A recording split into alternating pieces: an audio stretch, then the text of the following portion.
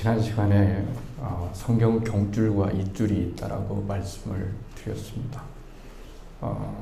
경줄의 의미를 잘 파악해야 하나님의 그 뜻하신 계시를 잘 파악할 수가 있기 때문에 그렇습니다. 이스라엘 백성들을 히브리인이라고 말씀드렸습니다. 히브리는 계속해서 거슬러 가면 하비르라고 하는 사람들의 조상이다. 이렇게 말씀을 드렸습니다. 하비르는 아주 그 밑바닥을 헤매는 그런 사람들이었습니다. 땅도 없고요. 또 재산도 없고 신도 없고 하루하루 계양 노동자, 일용 노동자, 그 다음에 대신 싸워주고 돈을 받는 사람, 목숨을 걸고 용병 생활을 해야만 하는 그런 사람들이었습니다. 이런 사람들을 하나님이 택해 주셨다는 거죠. 놀라운 일입니다. 하나님께서 많은 민족 가운데 그런 민족들을 택해 주셨을 때 그들이 받은 계시는 남달랐습니다. 계시에 대한 해석이 남달랐습니다. 하나님은 강자의 하나님이 아니고 약자의 하나님이구나. 하나님은 아프고 힘들고 그리고 절망하고 낙심하고 희망이 없는 사람들에게 진정한 희망을 주는 그런 분이시구나 하는 것을 그들은 계시로 받았습니다. 이 계시가 성경에 기록되어지고 또 오늘날까지 우리들에게 주시는 하나님의 말씀 계시가 되었습니다. 이스라엘 백성들이 애굽 땅에서 노예 생활을 400년 가까이 했습니다. 말이 노예지 얼마나 억울한 일을 당하면 말 한마디 할 수 없고 자기가 가지고 있는 모든 좋은 것들을 다 빼앗겨도 능력이 있어도 어떤 일을 할 수 없는 그런 위치에 있을 때에 하나님께서 모세라고 하는 사람을 통해서 애굽에서 이스라엘 백성들을 건져내십니다. 이건 놀라운 사건이었습니다. 믿을 수 없는 사건이었습니다. 그때 당시 애굽은 우리가 지금 강국이라고 여기고 있는 미국이나 중국 이상으로 강대한 그런 힘과 권세를 가진 나라였습니다. 그런데 그런 하비족들이, 그런 히브리인들이 해방이 되어지고, 그리고 그 해방될 수 있었던 근거가 그들이 믿는, 그들에게 찾아오신 하나님으로 인해서 해방이 되었다는 사실은 이웃 국가들에게 굉장히 놀라운 그런 사실이었습니다. 그리고 그들이 가나안 땅에 이제 들어간다라고 했을 때 가나안 땅에 정착되어서 살고 있던 사람들에게는 크나큰 위협적인 존재가 아닐 수가 없었습니다. 일단은 정보를 많이 입수하지 않았겠습니까? 그런데 그들이 믿는 하나님은 그들과 달라서 홍해를 갈랐고, 그리고 애굽의 장자들을 쳐서 애굽의 그 강한 바로의 마음을 이기고, 그리고 해방을 가져왔다는 말을 들었을 때 오늘 성경에 이렇게 나옵니다. 여호수아 5장 1절에 요단 서쪽의 아모리 사람 등의 모든 왕들과 해변의 가나안 사람의 모든 왕들이 여호와께서 요단물을 이스라엘 자손들 앞에서 말리시고 우리를 건너게 하셨음을 듣고 마음이 녹았다. 이렇게 말합니다. 마음이 녹았다는 거예요. 두렵다는 거죠. 어떻게 할 수가 없어요. 이스라엘 자체가 대단한 새가 아니라 이스라엘과 함께 계시는 하나님이 대단했기 때문에 이스라엘을 함부로 보지를 못하는 겁니다. 우리가 인생을 살아가면서 그렇습니다. 가진 것 없고 능력 없고 대단한 것 없지만 우리가 이 땅에서 당당하게 살아갈 수 있는 것은 우리가 의지하고 있고 우리가 믿고 있는 하나님이 우리의 힘과 우리의 능력이 되어주시는 그런 놀라운 삶을 우리들에게 허락하여 주시기 때문에 그렇습니다. 마음이 녹았고 정신을 잃었다. 왜 그러느냐? 그들 때문이 아니라 그들이 믿는 하나님 때문에 그렇다. 하나님이 하신 일이 놀라운 일이라는 거예요. 그러니까 이스라엘 백성이 가나안 땅에서 애굽 땅에서 가나안 땅으로 진출할 때 그건 두 가지 의미가 있는 겁니다. 첫째는 하나님은 약속의 하나님이시다 라고 하는 거죠. 아브라함에게 약속하셨던 그 약속을 하나님은 지키신단 말이에요. 약속의 성취를 의미해요. 또 한 가지는 뭐냐면 가나안 입성이라고 하는 것은 신실하신 하나님에 대해서 믿음이 강하게 요구된다라고 하는 겁니다. 하나님께서 하실 일이 있고 우리가 하실 일이 있다는 거죠. 하나님께서는 언제나 우리의 믿음을 통해서 역사하시기 때문에 믿음을 갖는 것은 굉장히 중요한 일이고 우리 인생을, 우리 운명을 바꿀 수 있는 그런 일이라는 것을 우리들에게 말씀을 해주고 있습니다. 이제 가나안 땅에 들어갑니다. 이들이 얼마나 마음이 들떴을까요? 얼마나 여러분 그들이 마음이 굉장히 즐거움에 빠졌을까요? 이제 가나안 땅 들어가기만 하면 됩니다. 요단 물도 마르게 하셔서 요단도 건너게 하셨습니다. 이제는 가나안 입상에 들어가서 내 땅을 가질 수 있고 내 국가를 가질 수 있고 내 토지를 가질 수 있고 내 재산을 가질 수 있다고 하는 이런 열망 속에서 가나안 땅으로 입성을 하려고 하는 그 들뜬 마음을 가지고 있을 그때에 내면적으로는 그때 그리고 외면적으로는 이스라엘의 모든 적들이 두렵고 떨리는 마음을 가지고 있어서 전투할 수 있는 사기가 땅바닥에 떨어졌을 때 우리의 생각으로는 교회가 바로 타이밍이 이때다 라고 생각을 해서 이스라엘 백성들을 가나안 땅에 빨리 들어가서 전투를 임해서 가나안 땅을 차지해라 이렇게 말씀하실 것만 같았는데 하나님께서 의외의 요구를 뜻밖의 요구를 하시는 겁니다. 뜻밖의 요구를 하시는 거예요. 도저히 이해할 수가 없어요. 합리적으로 생각될 수가 없는 요구를 하십니다. 그것은 뭐냐면 이스라엘 모든 전체의 남성들에게 할례를 행하라고 하는 거예요. 그렇죠? 남성의 생식기 표피를 자르는 그런 일이기 때문에 적어도 2주간은 꼼짝없이 누워 있어야만 되어지는 움직일 수 없는 그런 상황을 만드신 거예요. 세상에 어떻게 그럴 수가 있는 거죠? 지금 전투력을 모아가지고 나아가서 싸우려도 이길까 말까 하는데 적들은 호시탐탐 노리는데 하나님께서는 너희들을 모두 남성들은 할례를 행해야 된다라고 하는 이 뜻밖의 요구를 하나님께서 하신 것을 알 수가 있습니다. 하나님께서 아브라함에게 뜻밖의 요구를 하십니다. 하나님께서 아들 이삭을 번제로 바치라고 말합니다. 이것은 이해할 수 없는 일이에요. 너무나 이해할 수 없는 일입니다. 어떻게 그러실 수가 있는가? 그것도 100세에 난 아들을 약속의 아들을 그것도 번제로 그렇지 않습니까? 번제로 드리라고 했을 때 하나님에 대한 이해의 혼란스러움을 가질 수가 있습니다. 그러나 하나님께서 아브라함을 훈련시켰기 때문에 이성적으로는 혼란스럽지만은 도대체 앞뒤가 맞지 않는 그런 일이지만은 아브라함은 그 뜻에 순종할 것을 다짐한 겁니다. 그것은 뭘까요? 하나님에 대한 믿음 때문에 그렇습니다. 하나님에 대한 이해 때문에 그렇습니다. 이게 굉장히 신앙생활하면서 어려운 일이에요. 저도 목회를 하면서 말씀을 드리는 것 종종 드리지만 이해할 수 없는 사건들을 많이 경험하게 됩니다. 이해할 수 없는 일들을 많이 경험하게 됩니다. 정말 왜 하나님은 그러셨을까? 왜 하나님은 그것을 우리에게 경험하게 하시는 걸까?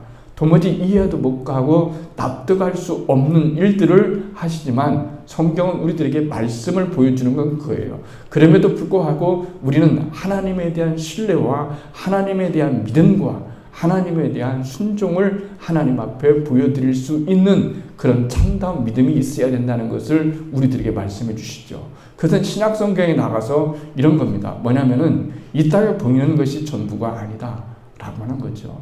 그러니까 신앙이라고 하는 것은, 믿음이라고 하는 것은 이 땅의 삶의 법칙, 이 땅의 삶의 법칙을만 가지고서 절대로 해석될 수가 없는 일들이 종종 나타나게 되는 거예요. 베드로가 옥에 갇혔어요, 여러분. 그래서 성도들이 열심히 여러분 기도합니다.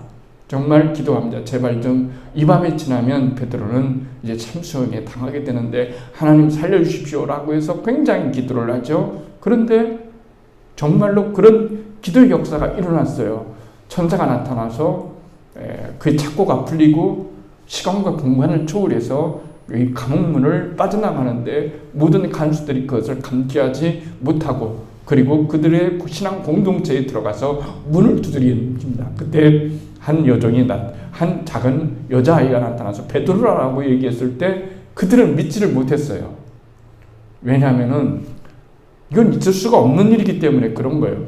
감옥에서 갇혀 있어야 될 베드로가 왜 어떻게 이렇게 정말 살아나서 우리에게 올 수 있을까라고 하는 이런 마음을, 이런 생각을 가졌을 때 그들은 이해하지를 못했습니다. 그러나 또 한 가지 우리는 야고보에 대해서 알고 있죠. 야고보는 초대교회의 수장입니다. 그런데 야고보가 여러분 잡혀서 참수형을 당했습니다. 우리는 하나님이 하시는 일에 대해서 이해하지 못할 때가 참 많아요. 왜 베드로는 그렇게 기적을 통해서 살리시고 왜 야고보는 기적을 베풀어 주시지를 않았냐라고 했을 때에 초대교회 교인들은 거기에 대한 의문을 갖기보다는 하나님께서 이 땅에서 벌어지는 모든 일들에 대해서 인간적으로 해석하는 일들이 불가능한 것이 하늘의 일이고 하나님 나라의 일이기 때문에 그렇습니다. 어쩌면은 그럴 것입니다. 어쩌면은 우리가 이 땅에 살아가는 동안에 우리는 다 세상 중심적입니다. 생각하는 것도 세상 중심적, 판단하는 것도 평가하는 것도 세상 중심적입니다. 그러나 우리가 세상 중심적인 생각에서 벗어나서 하나님 나라 중심적으로 그리고 믿음 중심적으로 생각할 때에 많은 의문들이 진정으로 풀릴 수 있는 그런 믿음을 갖게 되는 거예요. 예수님께서 나사로를 무척 사랑하셨습니다. 나사로가 병들었습니다. 조금 있으면 이제 죽게 되어지는 그런 아주 중병을 앓고 있습니다. 마르다와 마리아가 예수님께 사람을 보냈습니다. 예수님만 오신다면 다시 살아날 수 있을 거라고 하는 기대를 가지고 사람을 보냈어요. 하루길이거든요. 예수님 있는 데부터 베다니부터 예수님이 있는 데까지는 하루길입니다. 사람을 보내서 이제 예수님께 전가를 보냅니다. 그런데 그 소리를 듣고서 예수님이 마음을 아파하셨어요. 예수님이 눈물을 흘리신 적은 성경에 딱 2번입니다. 첫 번째 나사로가 죽었을 때 눈물을 흘리셨어요. 또 한 번은 나인성 과부가 아들이 죽었을 때에 불쌍히 여기시고 눈물을 흘리셨어요. 그런 겁니다. 그런데 예수님께서 거기에서 이틀을 유하시는 거예요. 이틀을 유하시는 겁니다. 그래서 예수님께서 사흘 만에 이제 베다니에 도착하셨을 때 마르다와 마리다가 예수님께 서운한 마음을 갖는 거예요. 예수님 사랑하신다면서요. 우리 가정을 사랑하신다면서요. 우리 오빠를 사랑하신다면서요. 그런데 왜 오빠가 살기 전에 오빠가 살아있기 전에 오시지 않고 이미 죽어서 장사를 하고 무덤에 있는데 이때 와서 한들 무슨 의미가 있겠어요. 그러면서 실망을 하게 됩니다. 그러나 예수님께서 말씀하시죠. 너희들이 믿음을 가져라. 그러면 하나님의 영광을 보리라. 라고 이렇게 말씀하시면서 그 나사로를 주님께서 살리신 것을 알 수가 있습니다. 우리가 이런 것들을 볼 때에 우리가 이런 것을 볼 때에 성경을 통해서 우리가 이해하지 못할 때가 많아요. 어떤 것은 하나님이 허락하시고 어떤 것은 또 허락지 아니하시고 그런 거죠. 오늘 이 본문에서도 우리가 마찬가지입니다. 뜻밖의 하나님께서 어떤 요구를 우리들에게 해오실 때가 있어요. 아브라함처럼 갑자기 나타나셔서 하나님께서 그런 말씀을 요구를 하셨을 때에 성경이 우리들에게 말씀해 주시고자 하는 의미가 무엇입니까? 하나님이 아브라함을 테스트하려고 하는 것도 있지만 하나님은 인격적이시다라고 하는 거예요.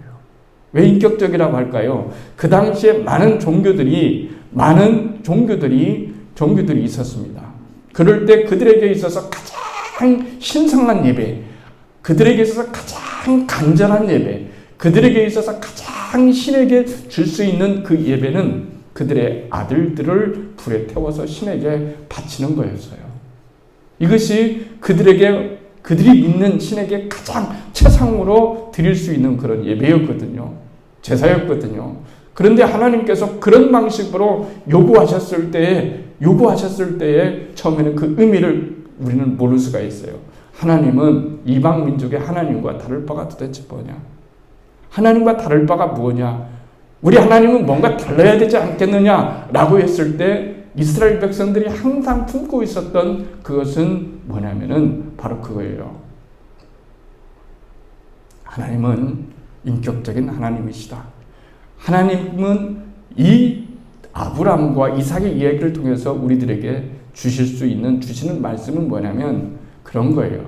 하나님께서는 절대로 그렇게 이방인들처럼 자식을 번제로 요구하시거나 불에 태워서 바치는 그런 것들을 요구하시는 분이 아니시고 오히려 우리의 믿음을 보시고 우리들에게 은혜를 입혀주시는 하나님이시다라고 하는 것을 우리들에게 말씀해 주시는 거예요. 이스라엘 백성들은 이 성경을 읽을 때 그 당시에 쓰여진 것이 아니라 말씀을 들었지 않습니까? 1000년을 지나면서 계속해서 수정되고 보완되고 경주를 통해서 경주를 가지고 하나님의 계신 경주를 가지고 그들의 삶, 그들의 사건, 그들의 살아가는 그런 삶을 통해서 윗줄을 만들어내고 그래서 경줄과 윗줄이 합쳐져서 하나님의 성경이 된 거예요.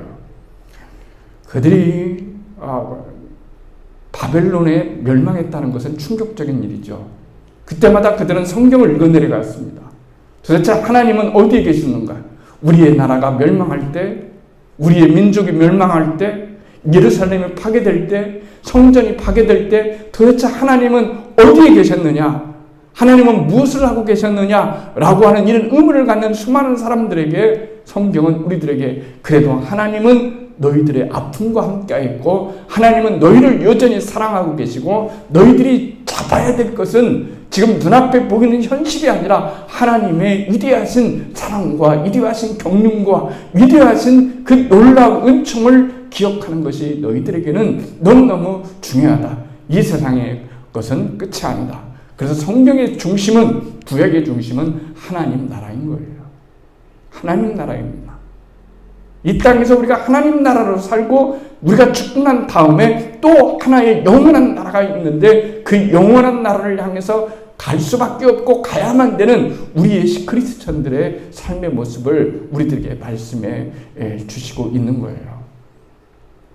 유대인들이 200만 명이 아우슈비츠 형무소에서 수용소에서 가스실에서 죽어갔어요. 이유는 딱 한 가지입니다. 이유는 뭘까요? 이유는 딱 한 가지, 유대인이기 때문에 죽어갔습니다. 유대인이라는 이유 하나도 어린아이로부터 시작해서 노년에 이르기까지 강제로 가스실에 들어가서 거기서 고통스럽게 죽어갔던 많은 사람들. 그러나 그 속에서 낙서를 기록했던 그래도 하나님은 살아계시다 하는 이러한 믿음을 그들은 지키고 그리고 그들은 그들의 신앙을 하나님 앞에 보여드리는 그런 믿음으로써 한 나라를 유지하게 됐던 것을 알 수가 있습니다. 하나님께서 이스라엘 백성들에게 무리한 요구를 하셨어요.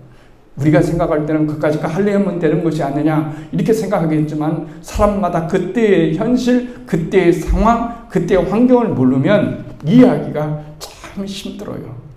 너무 힘들어요.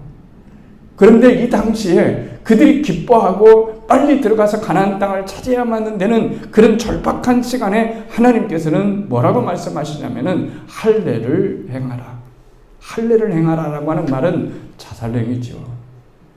남자들이 하나도 못 움직이고 여러분 어떤 일을 행할 수 없을 때 적들이 쳐들어온다면은 어떻게 하겠어요? 신앙은 모험입니다.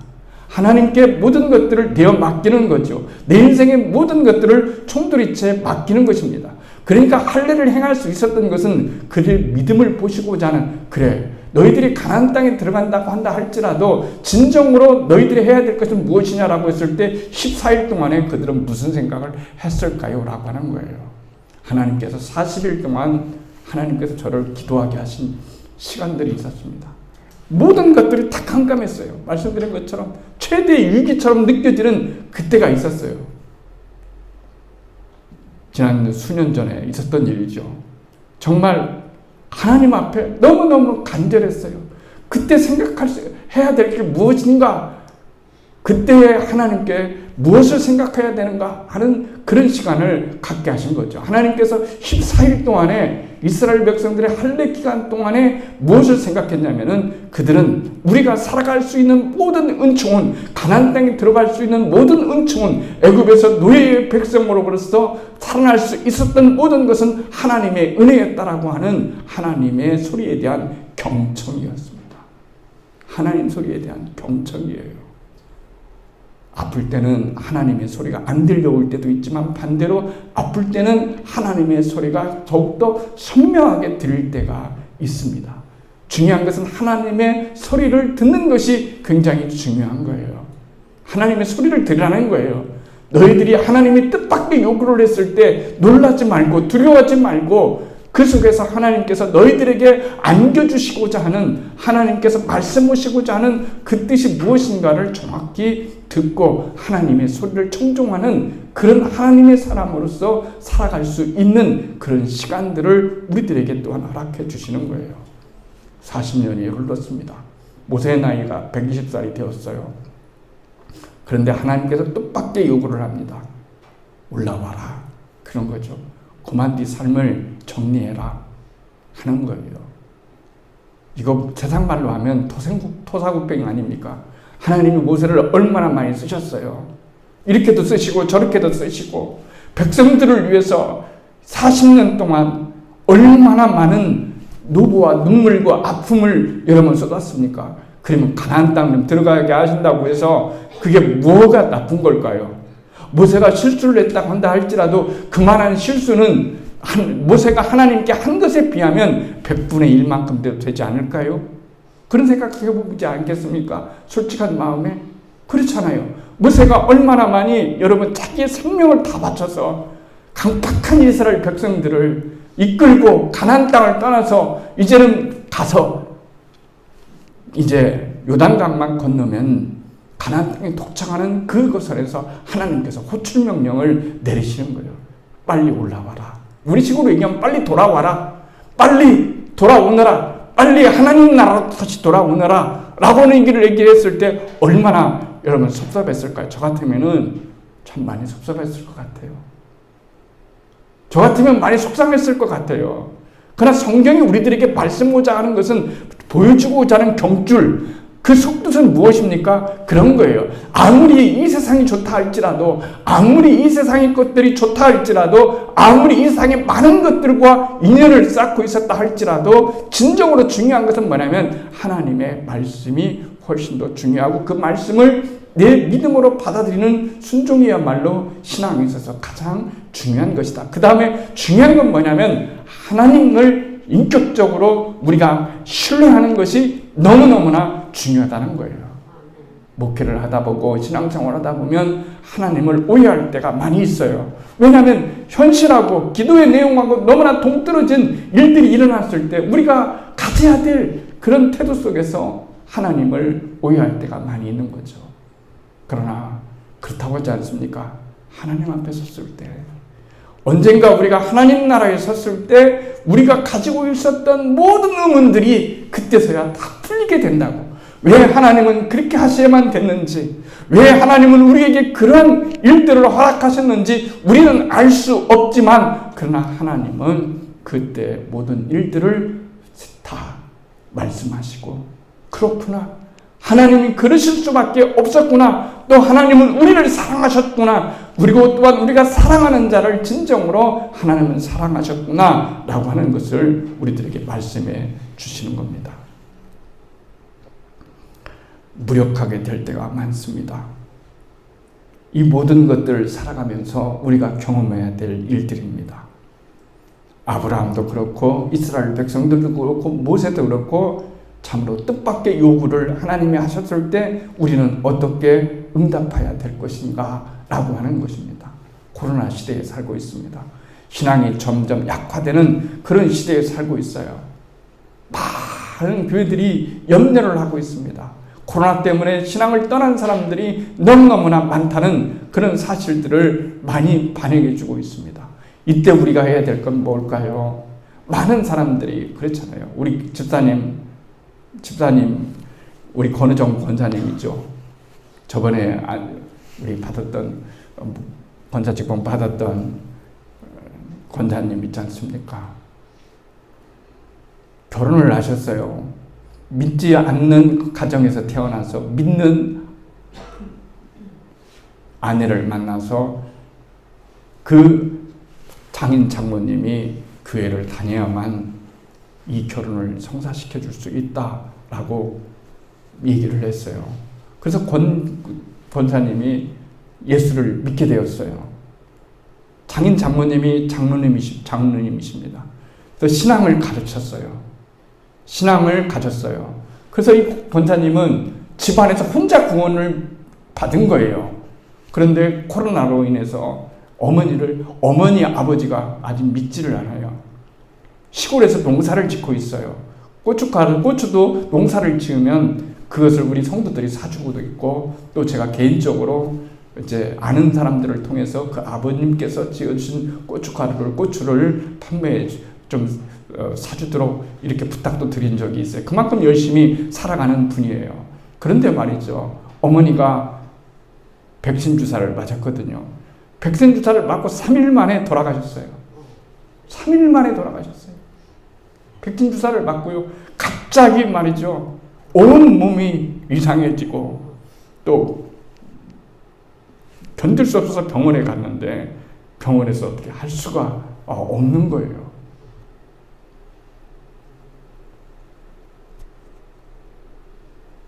멀리 있기 때문에 가서 장례식을 참여했어요. 근데 위로해 줄 방법이 없잖아요. 어떻게 위로해 줄 방법이 없잖아요. 손잡아 줄 수밖에 없는 그런 마음. 권은정 권사님이 얼마나 마음이 상심하셨겠어요. 어머니가 믿었던 분이라고 한다면, 예수를 믿고 돌아가셨던 분이라고 한다면 얼마나 마음이 위로가 되어면 됐겠어요. 인생이라는 것이 그런 거예요. 최후의 보루는 예수님인 거예요. 인생에서 최후의 해석은 예수님입니다. 우리가 어떤 일을 해석할 때에, 인생을 살아갈 때 진짜 중요한 것은 예수님을 믿느냐 안 믿느냐, 하나님을 믿느냐 안 믿느냐, 여기에 모든 것이 달려있지, 그 밖에 여러분 다른 어떤 이유는 별로 중요치가 않아요. 예수님을 믿었다고 하는 그 사실. 그렇기 때문에 우리가 가까이 있는 사람을 구원하고, 가까이 있는 사람을 예수 믿게 하고, 가까이 있는 사람이 예수 믿고 돌아가셨다고 한다면 그 죽음은 영원한 삶이요, 하나님의 놀라운 은혜를 기다릴 수 있는 그런 의미를 우리에게 던져서 주기 때문에 우리는 신앙을 5개 해석할 수가 있어요. 누가 책임져 줍니까? 국가에서 얘기를 했지만 국가에서 모른다고 말합니다. 아무런 의미가 없고 너무 상처가 된 거죠. 그러나 여러분, 하나님께서 우리들에게 주시는 의미는 또 다르지 않습니까? 하나님께서 우리에게 주시는 것은 뭘까요? 내가 책임진다는 거예요. 내가 책임진다. 네 인생을 내가 책임진다. 네 자식을 내가 책임진다. 너의 사랑하는 가족들을 내가 책임진다는 거예요. 하나님 어떻게 책임진다는 겁니까? 그것은 하나님의 방식에 달려있는 거예요. 우리는 하나님의 방식에 아멘하고 순종할 수 있는 믿음이 필요할 뿐입니다. 내가 너희들에게 가나안 땅을 주겠다. 내가 너희들에게 가나안 땅에 놀라운 은혜를 베풀어 주겠다. 그런데 할례를 행하라. 죽는 자살행위인데요. 이런 상황에서 어떻게 이 전쟁의 앞에서 움직이지 못할 만큼 그런 일들을 할 수 있을까요? 그건 하나님에 대한 신뢰입니다. 하나님에 대한 신뢰예요. 싸움입니다. 그것은 적과의 싸움보다는 나와의 싸움에서 먼저 이겨내야 될 거는 거예요. 너희들이 가나안 땅에 가서 목을 먼저 베기 전에, 전쟁을 하기 전에 너희들을 먼저 네 자신을 배워라 하는 거예요. 네 자신을 배워라. 네 자신 속에 들어있는 의심을 배고, 네 자신 속에 들어있는 그런 약함을 배우고 이런 것들을 뵐 수 있는 그런 것은 하나님에 대한 신뢰, 하나님에 대한 믿음, 하나님에 대한 경륜, 하나님에 대한 인격을 우리가 생각하지 않고서는 도저히 될 수가 없는 거예요. 하나님이 먼저 네 자신을 배라고 지금 말씀하시는 거예요. 네 자신을 먼저 배라. 곰곰이 생각을 해보아라. 하나님이 너희들을 어떻게 인도해 주셨느냐? 너희들은 노예 있지 않느냐? 어떤 일을 해도 아무것도 보호받지 못하는 그런 인생이 하나님의 백성이 된 거 아니냐? 우리가 그런 거예요. 우리가 애굽에 있지 않았겠습니까? 우리가 애굽에서 종살이 하지 않았겠습니까? 죄의 종살이를, 물론 지금도 여전히 우리는 죄인입니다. 그러나 그때는 정말로 하나님과 관계없는 죄인이었고 예수님과 관계없는 죄인이었으므로 우리는 마땅히 살아갈 수 없는 그런 존재고 미래가 없는 존재고 영원히 없는 존재였지만은, 그러나 하나님께서 우리를 사랑하시고 난 다음부터, 예수를 믿고 난 다음부터 우리를 주님께서 애굽에서 끌어내 주시어서 예수께서 우리를 건져내 주시고서 그 다음에 우리에게 하나님 나라라고 하는 가나안 땅에 들어가기 직전까지 얼마나 많은 것들을 하나님 앞에 요구가 되어지는 걸까요? 얼마나 많은 것들이 되어지는 걸까요? 그래서 신약에서 그렇게 말씀하시는 거예요. 나는 안다. 아는 것처럼 중요한 게 어디 있을까요? 아는 것처럼 중요한 게 없습니다. 나도 너희들을 알아. 하나님이 뭘 하신다고요? 안다. 나는 창조만 했을 뿐만 아니라 나는 너희들이 살 수 있는 모든 방법으로 다 살아봤다. 이 땅에 내려왔다. 억울한 죽음도 당해보고 침뱉음도 당해보고 정말 너무너무 모든 것들을 해봤다. 그러니 내가 너희들을 어떻게 이해할 수 없고 어떻게 이루할 수 없느냐라고 하는 거예요. 그래서 우리는 신앙이 실제적이 돼야 되는 거예요. 괴로울 땐 주님의 얼굴 보라. 그런 찬양이 있잖아요. 괴로울 땐 주님의 얼굴 보라. 우리가 이 땅에 살아갈 수 있는 근거는 예수님의 사랑이고 하나님의 사랑인 거예요. 하나님의 사랑 때문에 살아가는 거예요. 사실 예수님 없으면 아무것도 아니에요. 우리 인생은 아무것도 아니에요. 제가 예수님 없으면, 하나님을 믿지 않으면, 하나님과 관계 없으면 저는 아무것도 아니에요. 근데 하나님과 관계됐기 때문에 오늘 이 자리에 설 수 있는 그런 의미가 있는 것이고 하나님의 은총이 있는 것이듯, 우리 인생, 이스라엘 백성이나 우리나 우리 모두에게 진정으로 요구되는 건 뭐냐면 하나님 안에 의미가 있고 하나님 밖에는 의미가 없다는 거예요. 이것을 생각해 보라는 거예요. 모세가 그것을 우리들에게 보여주고 있지 않습니까?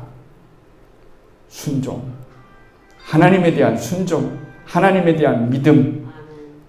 예, 주님 저를 지금 데려가셔도요, 올라오시라고 하더라도, 올라오라고 해도 내가 조금 내 인생에서 조금만 시간을 주시면, 조금만 시간을 더 주셨으면 그렇게 그리웠던 가나안 땅 한번 밟아보지 못하겠습니까? 주님, 그러나 그 목전에서 모든 것들을 단념하여만 했던 모세의 삶을 경주는 우리들에게 말씀하고 있는 거예요. 이스라엘 백성들에게 계속 말씀하고 있는 거예요.